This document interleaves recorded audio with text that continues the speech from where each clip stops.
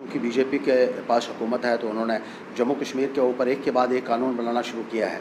जो फैसले यहाँ के लेजिस्लेचर को करने चाहिए थे वो फैसले वहाँ दिल्ली बैठ के कर रहे हैं। जम्मू कश्मीर में ऊपर से प्रॉपर्टी टैक्स आप लगा रहे हैं, तो ये लोगों की जेबों के ऊपर एक बहुत बड़ा डाका डालने की कोशिश की जा रही है। आदाब नाजरीन, आप देख रहे हैं अल हिंद ग्लोबल प्रेस मीडिया और मैं हूं आपका मेज़बान बशारत कादरी। आज हम नेशनल पैंथर पार्टी के ऑफिस में हैं और आज हम बात करेंगे काफ़ी सारे मुद्दों पे, और काफ़ी सारे मुद्दों पे बात करने के लिए हमारे पास साथ जो हैं हर्ष देव जी, जो कि प्रेसिडेंट हैं नेशनल पैंथर पार्टी इसके। सर, स्वागत है आपका अल हिंद ग्लोबल प्रेस मीडिया में।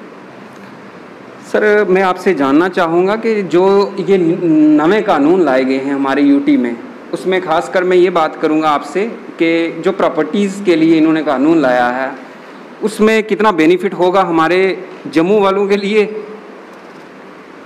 देखिए, जो प्रॉपर्टी टैक्स लाया है, आप फ़ायदे की बात कर रहे हैं, बेनिफिट की बात कर रहे हैं। यहाँ तो लोगों के ऊपर टैक्स लगाया जा रहा है, उनकी जेबों के ऊपर डाका डालने की कोशिश की जा रही है। ये टैक्स हमने अपोज किया था जब ये पहले भी लाने की कोशिश की गई थी, और अब चूँकि बीजेपी के पास हुकूमत है तो उन्होंने जम्मू कश्मीर के ऊपर एक के बाद एक कानून बनाना शुरू किया है। जो फैसले यहाँ के लेजिस्लेचर को करने चाहिए थे वो फैसले वहाँ दिल्ली बैठ के कर रहे हैं, और जम्मू कश्मीर में लगातार एक के बाद एक टैक्स लगाया जा रहा है। और ये जो प्रॉपर्टी टैक्स है ये एक बहुत ही, हम कहेंगे, भद्दा मजाक है इस वक्त जबकि कोरोना नामक महामारी से लोग जूझ रहे हैं और बहुत मुश्किल दौर से गुज़र रहे हैं। लोगों के बिज़नेस ठप, कारोबार ठप हो चुके हैं।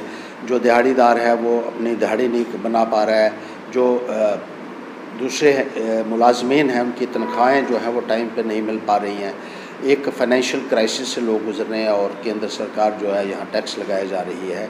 इसलिए आपने यूनियन टेरिटरी बनाई थी कि आप ये जो कानून बनाने का अधिकार अपने पास लेकर यहाँ के लोगों के ऊपर टैक्स ठोकते जाएं। पहले ही आपने इतने टोल प्लाजाज जो हैं वो बनाए हैं, महंगाई की इतनी मार है, ऊपर से प्रॉपर्टी टैक्स आप लगा रहे हैं, तो ये लोगों की जेबों के ऊपर एक बहुत बड़ा डाका डालने की कोशिश की जा रही है।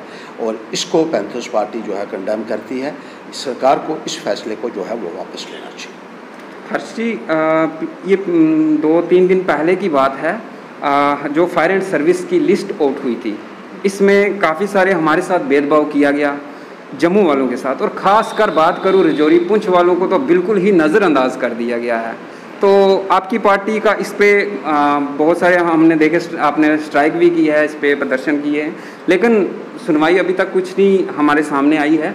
तो इस पे आप क्या कहेंगे? देखिए, बिल्कुल ठीक बात है कि ये बहुत ज़्यादा ज़्यादती हुई है। यहाँ जो फायर सर्विसेज की लिस्ट निकाली गई है, जिसमें फायरमैन हैं, जिसमें ड्राइवर्स हैं, और 690 की लिस्ट में 620 के करीब तो कश्मीर से हैं और 70 के करीब जम्मू से हैं। ये बहुत अजीबोगरीब सिलेक्शंस हैं।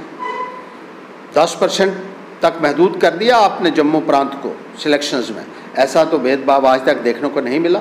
और बीजेपी वाले कहते थे जब उनकी सरकार आएगी तो जम्मू को हिस्सा मिलेगा, और ख़ास तौर पर जो दूर दराज की डिस्ट्रिक्ट हैं उनको तो मुकम्मल तरीके से आपने तबाह कर दिया, वॉश आउट कर दिया। रियासी में अगर हम बात करें ओपन मेरिट कैटेगरी की, ओपन मेरिट कैटेगरी में 338 लोग भर्ती हुए हैं जो फायरमैन, और 80 के करीब ड्राइवर्स हैं। इनमें से एक भी कैंडिडेट ओपन मेरिट में रियासी डिस्ट्रिक्ट का नहीं है।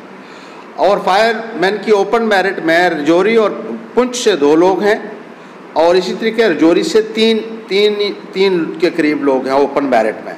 बाकी कहीं कोई कैटेगरी में फंस गया होगा तो वो अलग बात है, लेकिन पूरे तरीके से आपने जम्मू प्रांत को ही जो है वो मार्जिनलाइज कर दिया। कठुआ से भी एक आदमी है। बड़ा अजीब बात है कि इस तरीके की आप लिस्टें निकाल रहे हैं कि यहाँ की जम्मू की डिस्ट्रिक्ट्स को आप पूरे तरीके से नज़रअंदाज कर रहे हैं। आपने डिस्ट्रिक्ट लेवल के ऊपर सिलेक्शन क्यों नहीं की ताकि सब डिस्ट्रिक्ट्स को अपना हिस्सा मिलता? आपने पूरे जम्मू कश्मीर के लिए खोल दिया और जम्मू की डिस्ट्रिक्ट का हिस्सा भी यहाँ से जो है वो काट लिया, छीन लिया। ये एक साजिश भी नज़र आती है। और दूसरा, कश्मीर में भी विरोध देखने को मिल रहा है, क्योंकि जो अंडर मैट्रिक हैं वो लगे हुए हैं, और MA पास, MA BEd जो हैं उनको नज़रअंदाज किया हुआ है, उनको निगलेक्ट किया हुआ है, उनको रिजेक्ट किया हुआ है। तो ये बड़ी अजीब सिलेक्शंस है। हमने प्रदर्शन भी किया और हम मांग करते हैं कि इसका एक प्रोब होना चाहिए, हाई लेवल प्रोब होना चाहिए, और लेफ्टिनेंट गवर्नर महोदय फ़ौरन इसका संज्ञान लें। हर्ष जी, पिछले दिनों बारिशों की वजह से जो किसानों के जो फसल नुकसान हुए हैं, खासकर मक्की का फसल था अभी, वो काफ़ी ज़्यादा नुकसान हो चुका है किसानों का। तो लोगों ने काफ़ी मांगे भी की हैं, लेकिन उसके ऊपर किसी का ध्यान नहीं गया है।